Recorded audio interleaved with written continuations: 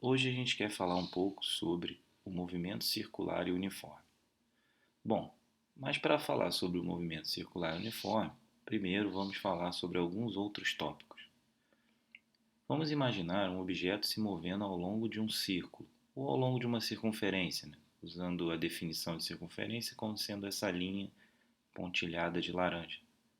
Vamos imaginar que se ele se move em torno dessa circunferência, então o raio da circunferência é R. Então, nesse caso aqui, estamos considerando R como sendo o raio e estamos considerando como esse raio sendo constante. Ou seja, ele fica se movendo só sobre a circunferência. Pensando nessa situação, já vimos que a velocidade é tangente em cada ponto da trajetória.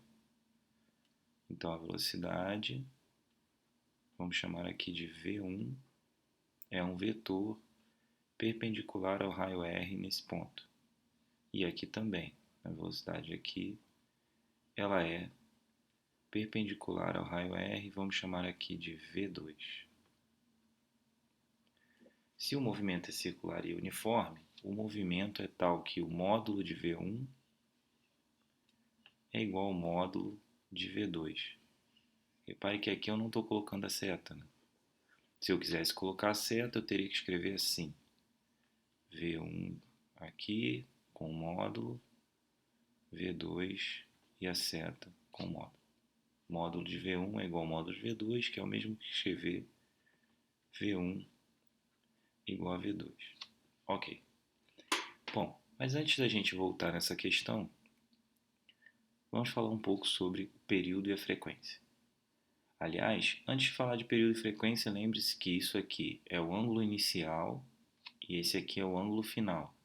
E que a diferença entre eles, que eu vou marcar aqui de marrom, por exemplo, corresponde ao ângulo central e que esse ângulo central é o nosso delta φ, que é a diferença entre o ângulo final e o ângulo inicial.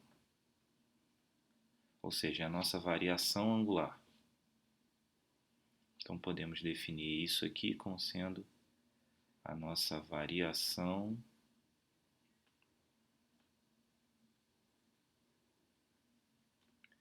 angular, que no final das contas é o quanto ele andou em ângulo. Quanto ele andou em ângulo ao longo da circunferência. Esse aqui é o delta φ, que é a diferença entre φ0 e o φ final. Bom, o que vem a ser o período? Toda vez que o movimento ocorre repetidas vezes, ou seja, se esse objeto se move ao longo da circunferência, ele passa várias vezes pelo mesmo ponto. Dizemos que o movimento é periódico, ou seja, ele realiza ciclos. Então, o movimento periódico,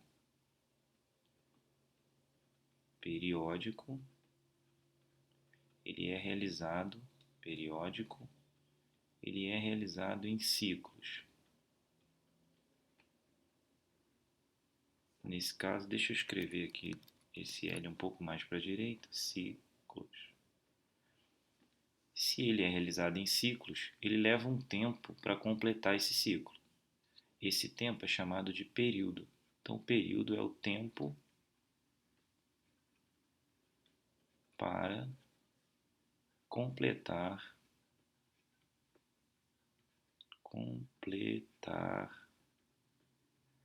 um ciclo. Então, duas palavras são importantes: tempo e no caso, ciclo. Então, é o tempo para um ciclo. Normalmente chamamos o período de T maiúsculo. Então, a unidade do período é o segundo, já que é o tempo. Então, isso aqui no SI, período, segundo. Lembre-se, se ele se move de maneira que sempre completa isso aqui no mesmo tempo, o movimento é periódico. E esse período significa o tempo para completar uma volta. Lembre-se que aqui estamos falando de um movimento circular uniforme, que significa que a velocidade V é a mesma, ou seja, ele percorre comprimentos iguais em tempos iguais, já que a velocidade é o quanto ele anda dividido por quanto tempo. Então, se a velocidade v1 em módulo é igual à velocidade v2 em módulo, significa que o comprimento do arco que ele percorre é sempre o mesmo, o que significa que o tempo para dar uma volta é sempre o mesmo. E isso é importante. Você tem que lembrar que o tempo é constante. Por isso o movimento é chamado de periódico. Então isso aqui é uma constante. Bom, outro conceito importante é o conceito de frequência. O conceito de frequência tem a ver com o número de voltas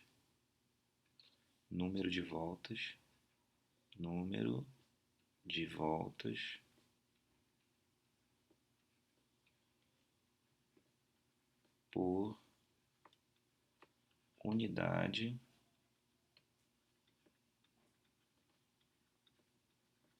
de tempo.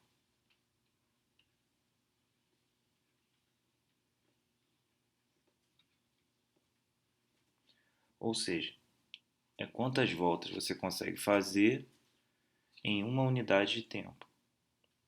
Então, se a gente reparar no conceito de período e no conceito de frequência, a gente vai ver que eles são o inverso um do outro. Já que aqui a gente está falando do número de ciclos, que é o número de voltas. Então, aqui é o número de ciclos a cada unidade de tempo. Então, a frequência tem que ser o inverso do período. Vejamos por quê. Vamos analisar o conceito, a definição de cada um. O período é o tempo para completar um ciclo. Então, vamos escrever uma proporção assim: tempo e número de ciclos. Então, se o tempo é o período,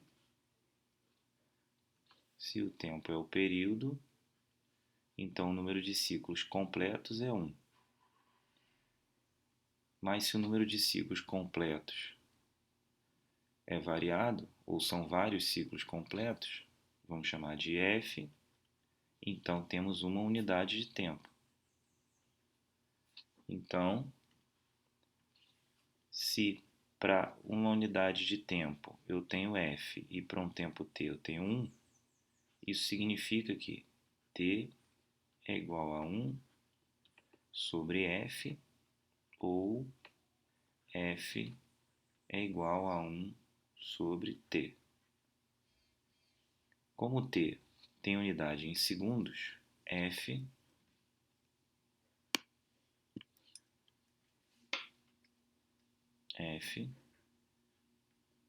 tem unidade no SI igual ao inverso do segundo, que é chamado de Hertz.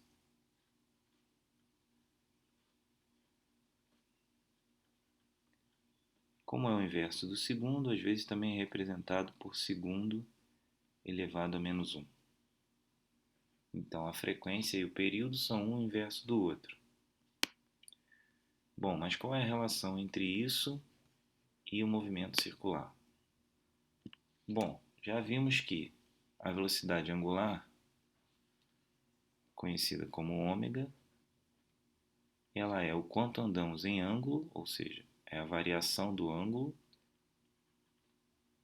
em radianos por unidade de tempo, pensando aqui de forma genérica. Então, se damos uma volta completa, se temos uma volta inteira em torno de um círculo, temos 2π radianos em torno do círculo. Mas o tempo para completar uma volta é o período.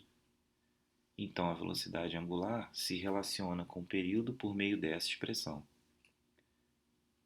Porém, como período e frequência são um inverso do outro, podemos escrever que W, ou ômega, né, é 2π sobre 1 sobre a frequência, ficando com a expressão da seguinte maneira: ômega igual a 2π vezes a frequência. Então, se eu tenho o período, posso encontrar a velocidade angular, e se eu tenho a frequência, também consigo encontrar a velocidade angular, já que período é o inverso de frequência. Basta ver que isso é igual a isso.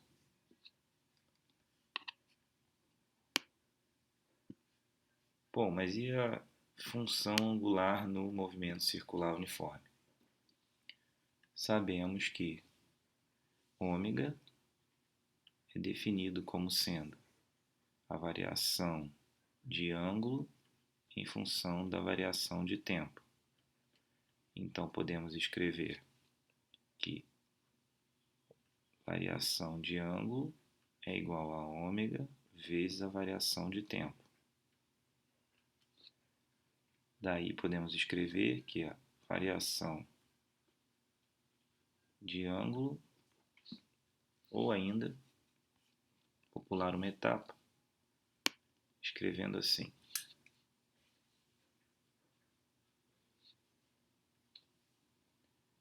o ângulo final menos o ângulo inicial é igual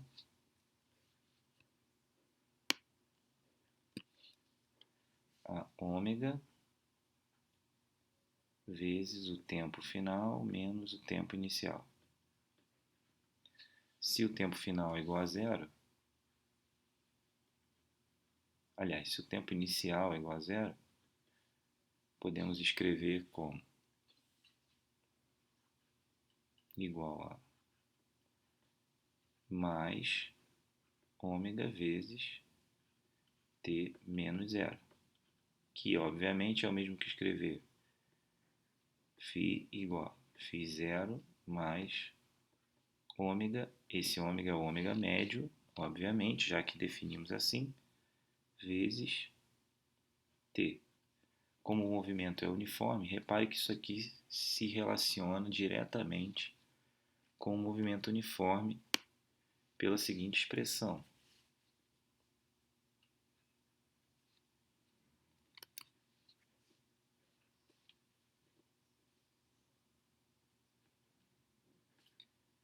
S é igual a S0 mais VT.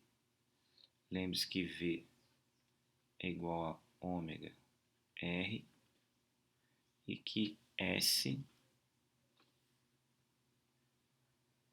é igual a θ vezes R. Ou seja, dividindo tudo por R, eu obtenho essa expressão. E multiplicando por R, eu obtenho essa expressão. Então, quando eu multiplico por R, obtenho essa. Então, vamos fazer assim. Se eu quiser obter essa, basta multiplicar por R, já que S é igual a θ vezes R. Então, aqui, estou nessa expressão aqui, comparando com essa. E se eu quiser obter essa, basta eu dividir todo mundo por R. Porque aí teríamos o seguinte, ó.